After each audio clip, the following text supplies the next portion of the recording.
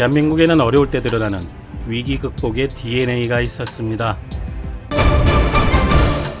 아직 이 위기가 모두 끝난 것은 아니지만 역시 우리는 위기 극복이 취미인 나라였습니다. 지금 세계가 놀라워하는 반전의 드라마가 쓰여지고 있습니다.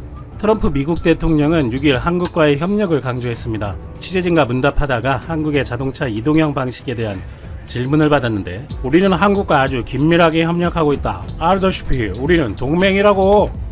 그리고 미국 트럼프 행정부가 한국 정부에 드라이브 스루 운영 노하우를 요청했습니다. 8일 과학기술정보통신부에 따르면 미국 백악관에서 먼저 요청해서 켈빈 드로그마이어 미국 백악관 과학기술정책실 실장은 유선 회의를 가졌습니다. 이 회의에서 드라이브 스루 방식과 자가 체크 앱 등 국내 대응 사례를 소개했습니다. 드라이브 스루 방식은 차량에 탑승한 채로 안전하고 신속한 검사가 가능하고 자가 체크 앱은 GPS를 이용해 이탈 방지 경보음과 함께 담당 공무원이 즉각 대응할 수 있도록 되어 있습니다. 벌써 독일에서는 한국의 드라이브 스루로 받아들인 사례가 나오기 시작했습니다. 독일 헤센주 마브루크 지역에서는 4명의 의사가 최근 드라이브 스루를 설치했고 그로스게라우 지역의 한 병원도 자체 주차장에서 드라이브 스루를 운영하기 시작했습니다. 의사 울리케 크레츠만은 빠르고 복잡하지 않고 모두에게 안전하다라는 극찬하는 인터뷰를 했습니다. 한국의 드라이브 스루가 가능한 것은 차단되어 안전하다는 장점뿐만 아니라 빠르게 결과를 알 수 있는 키트도 핵심일 것입니다. 전 세계가 놀라워할 정도로 빠르게 테스트를 할 수 있던 것은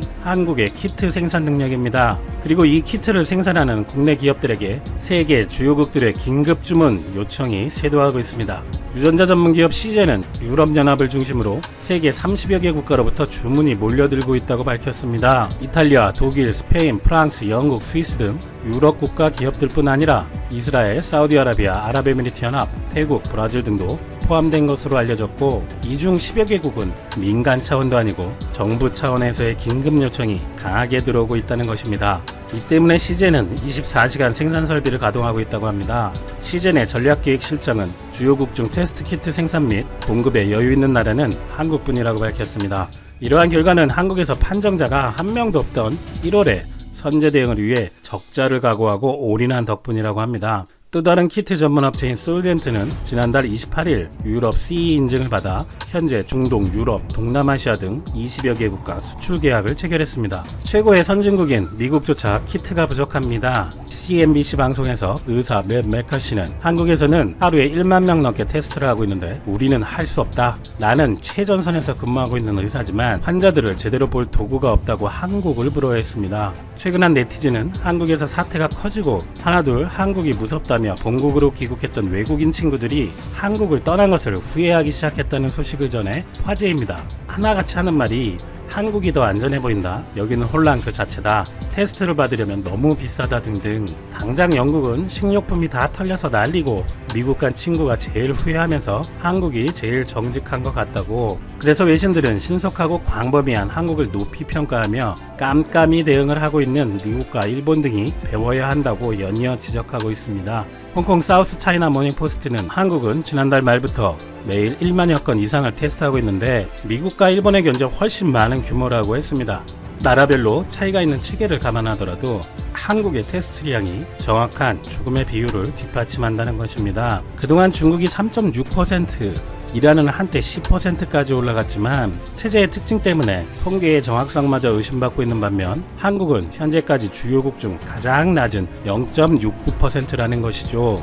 미국의 밴더빌트 의대 윌럼 샤프너 교수는 한국은 훌륭한 실험실이라며 테스트를 많이 할수록 정확해지고 전체 그림을 완성할 수 있다고 평가했습니다. 앞서 블룸버그 통신도 한국의 테스트 역량을 높이 평가하며 특히 중국은 물론이고 일본이나 미국과도 극명한 대조를 이룬다며 이들 나라에선 신뢰할 수 없고 불충분한 테스트량으로 제때 대응되지 않고 어떤 이유로 아픈지도 모르는 상황을 당할 수도 있다고 보도했습니다. 이렇게 초기에는 한국의 너무 투명한 정책으로 오히려 한국이 위기에 빠진 것으로 생각했지만 지금은 미국, 독일, 영국 등이 한국의 모델을 따라하려 하고 있고 세계 언론들이 한국을 배워야 한다고 극찬을 하고 있습니다.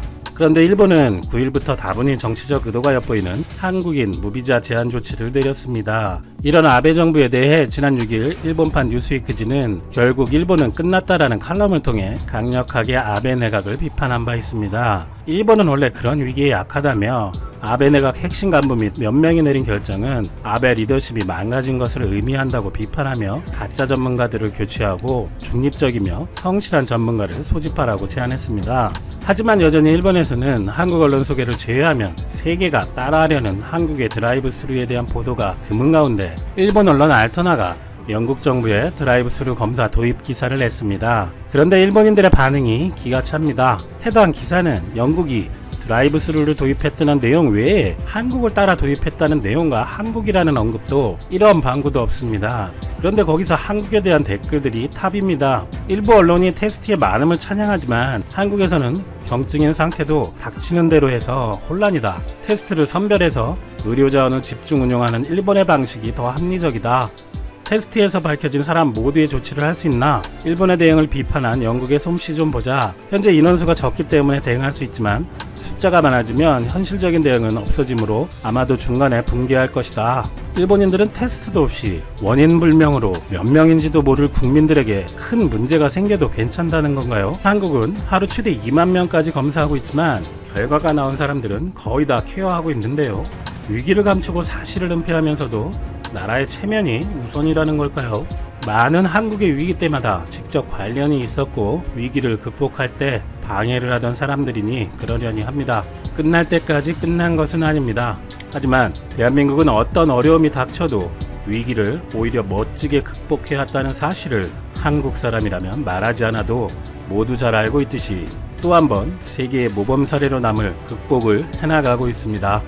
천하의 어리석은 정책이다. 전 후생 노동상이자 도쿄도 지사인 마스조의 요이치가 한국 중국으로부터의 입국자 억제책에 대해 한 비판입니다. 마스조 전 지사는 입국자들을 2주간 격리, 비자의 효력 정지, 항공기의 도착을 나리타 공항과 간사이 공항으로 제한하는 등의 방침에 대하여 일본 국내에서 경로 불명의 환자가 나오는 시점에 이런 전략은 의미도 없으며 검사를 하지 않을 뿐 이미 수천 명일 것이다 라고 말했습니다. 지금 해야 할 일은 고령자와 기저질환이 있는 사람을 돌보는 것이지 외국인을 막는 것은 전혀 의미가 없다. 오히려 일본의 마이너스라고 생각한다라고 하면서 앞뒤가 맞지 않고 뒤죽박죽이다. 초기에는 안 하다가 왜 이제서야 하는 것인가 라고 맹렬히 비판했습니다. 여러 의견을 신중하게 듣고 판단해야 하는데 일단 뭔가라도 방침을 내면 된다는 천하의 어리석은 정책이라는 것입니다. 일본의 아베와 관료들이 마음이 급해 일단 뭐라도 정책을 내놓아야 한다는 생각에 저지른 일이라는 분석은 일본 뉴스위크에서도 나왔습니다. 오바타 게이오대 교수는 도쿄대 경제학부를 수석 졸업하고 일본 재무성에서 근무, 하버드대에서 경제학 박사를 받은 인물로 일본의 경제계와 정부를 잘 알고 있다고 평가됩니다. 끝이다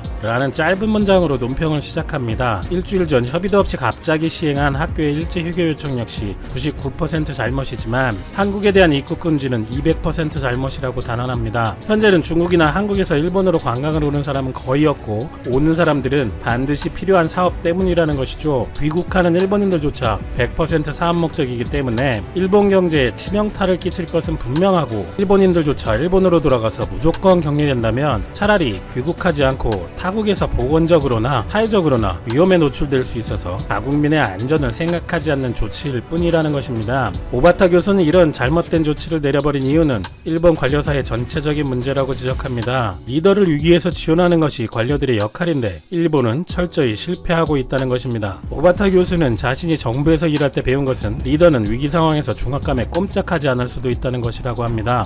위기 상황에서는 리더도 판단이 둔화되고 사실을 정확히 파악할 수 없게 되며 오히려 기다려야 할 때, 현재 리더 스스로 할 수 있는 것이 없을 때 리더는 더 초조해지기 마련이어서 순박한 리더라면 이럴 때 하면 안 되는 결정을 내려버리는 행동 성향이 있고 그런 것을 막아주는 것이 측근의 브레인과 스태프의 역할이라는 것입니다. 그리고 이러한 일본의 위기에서의 성향에 대해 비판합니다. 일본은 원래 그런 위기에 약하다. 태평양 전쟁 때도 경제적인 패배를 받아들여야 했는데 오히려 참지 못하고 이길 수 없는 도박을 하고 말았다. 2011년 3월도 그랬다. 지진에 따른 원전 사고는 반성해야 했지만 이미 일어나버린 사고는 받아들이고 담담하게 처리해야 했는데 당시 총리 스스로 불필요하게 후쿠시마 현지에 가서는 사고를 확대하고 원전에 대한 말들을 세계적으로나 국내로도 넓혀서 불필요하게 경제 위기를 확대했다. 이번 위기는 제2차 세계대전 2011년의 대지진에 비하면 대단한 것이 아니다. 위기 자체는 사소한 것인데 그것에 대응을 잘못해서 전대 미문의 경제위기로 만들어버리는 것은 바보 같은 짓이라는 것이고 이번 일본의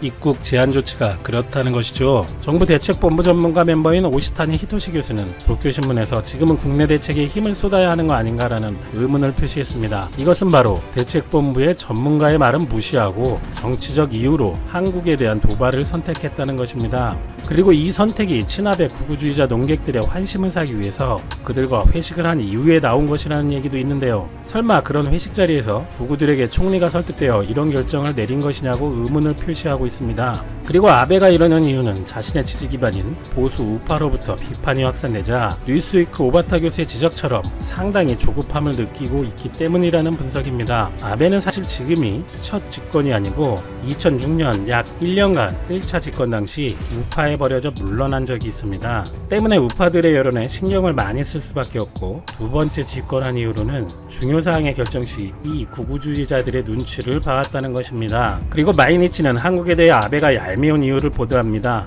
보수층을 향해 강경한 대중국 자세를 보여주려는 정치적 연출이면서도 시진핑 국가주석의 방일 연기 공개 이후 발표에 중국 측의 체면은 세워졌다라는 것입니다. 한국 측에는 제대로 된 사전 협의도 없이 갑작스럽게 사실상의 입국 거부에 나선 것으로 일본한테 뒤통수를 맞았다는 격앙된 목소리도 나오는 이유입니다. 이에 정세균 총리는 일본에 대해 상호주의에 입각한 입국 금지 맞대응을 발표하면서 우리의 검사 역량은 세계 최고 수준이고 사망률은 주요국 중 가장 낮다. 하루 1만 명 넘는 대규모 검사와 검사 결과에 대한 투명한 공개는 세계가 정확한 특성을 파악하는데 크게 기여하고 있다고 강조했습니다. 그러면서 일본이 과연 우리만큼 투명하고 적극적인지 의심스러운 상황이라고 덧붙였죠. 한국의 강경한 맞대응과 이 사태를 비상한 관심으로 바라보는 세계가 분석을 한다면 일본의 이런 감추어진 현실이 낱낱이 세계에 퍼질 것으로 보입니다. 당장 한국의 맞대응 조치 이후 테오드로스 WHO 사무총장은 기자회견에서 우리는 국가 간 화합해야 한다는 게 WHO의 의견이라고 말했고, 이렇게 주목을 끌어 세계 관계자들은 일본과 한국 각각의 주장과 현실에 대해 알아볼 수밖에 없을 것입니다. 이미 블룸버그도 한국은 하루 10,000명 이상의 테스트라는 국가이지만 일본은 겨우 2,684건만 테스트했다고 비판을 하고 있고, CNN은 5일 일본의 환자는 빙산의 일각일 수 있다는 제목의 기사를 헤드라인 기사로 전하며 일본의 공식 통계는 빙산의 일각일 뿐 실제 감염자 수는 정부 발표보다 훨씬 많으리라는 게 일본 민간 전문가들의 대체적인 시각이라고 보도한 것입니다. 실제 정부의 확산 시뮬레이션 모델 구축에 참여한 니시우라 히로시 교수는 일본은 공식 통계의 약 10배 수준일 것이라고 예측했는데, 니시우라 교수의 예측 모델에 따르면 일본의 감염자 수는 1만 명이 넘을 것으로 추정됩니다. 일본은 오염수 배출 등을 숨기거나 뻔뻔히 올림픽에서 우길기 사용 등을 정당화하는 후한무치한 정책은 한국 정부의 강경 대응으로 일본에 대한 역풍으로 나타났습니다. 이번 일본의 한국을 이용하는 속보이는 조치 역시